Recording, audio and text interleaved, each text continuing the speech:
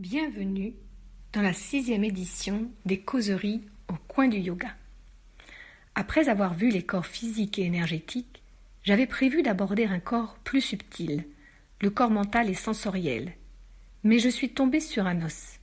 Impossible de trouver les mots, les phrases, le sens de ce que je souhaitais en dire. J'ai failli laisser tomber. Et puis, j'ai reçu 2 messages qui m'ont sorti de l'ornière.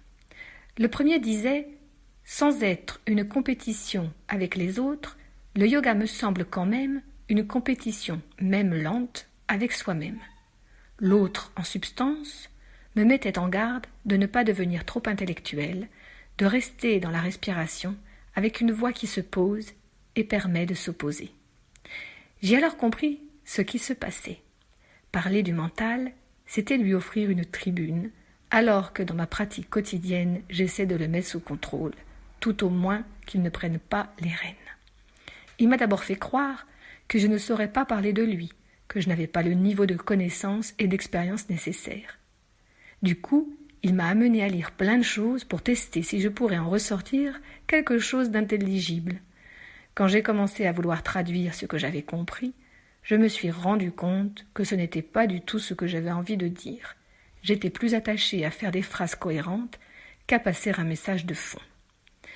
J'ai aussi compris que je ne pouvais pas parler du mental sans aborder également l'intellect.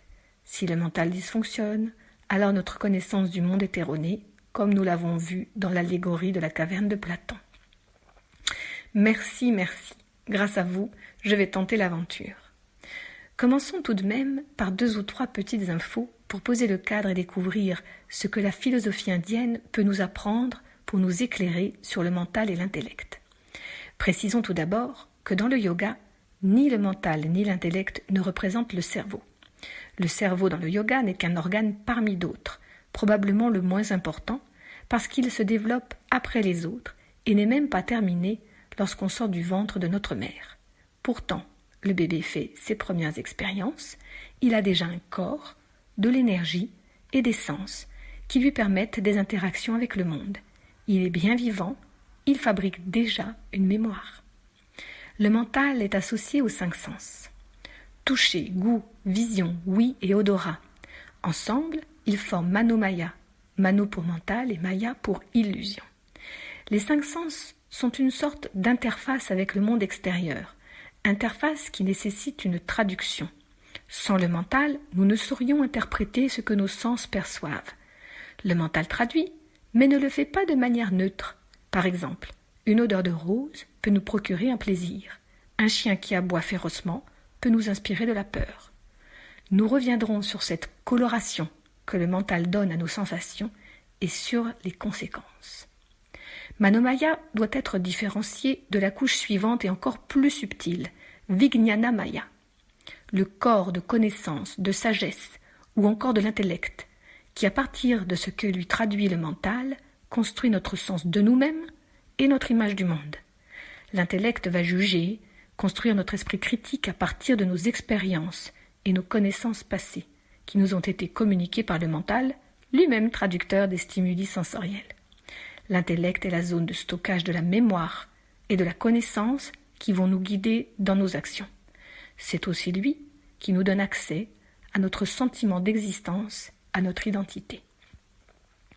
On comprend que si la chaîne stimuli sensorielle, traduction mentale, identification intellectuelle dysfonctionne, alors notre rapport au monde et à nous-mêmes est distordu.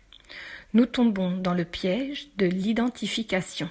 Je suis comme ça depuis tout petit, j'aime les roses, je déteste les chiens, ma couleur préférée c'est le bleu.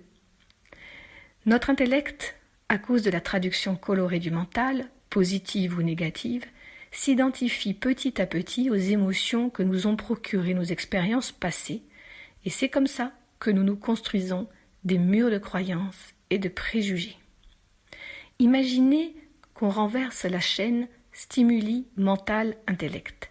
Au lieu de partir de l'extérieur, on partirait de l'intérieur. Le soi, ou conscience d'intuition, nous donne l'impulsion d'aller dans la nature. Alors l'intellect trouve dans la mémoire et les connaissances la manière de s'y rendre.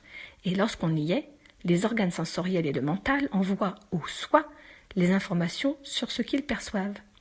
On peut décider de fermer les yeux pour mieux sentir les odeurs. On peut décider d'embrasser un arbre, d'écouter son murmure, de se laisser ressourcer par son énergie. Si le mental reprend le dessus, il est fort à parier que vous vous trouverez ridicule d'embrasser un arbre, ou que vous préférerez nommer les plantes que vous rencontrez plutôt que d'en faire l'expérience. Mais n'allons pas trop vite et laissons reposer ces concepts avant de continuer, toujours sur le mental et l'intellect, pour tenter de mieux les cerner encore et pour parler des outils que le yoga propose afin de nous aider à renverser la chaîne stimuli mental-intellect et à repartir de soi. Namasté, cher yogi.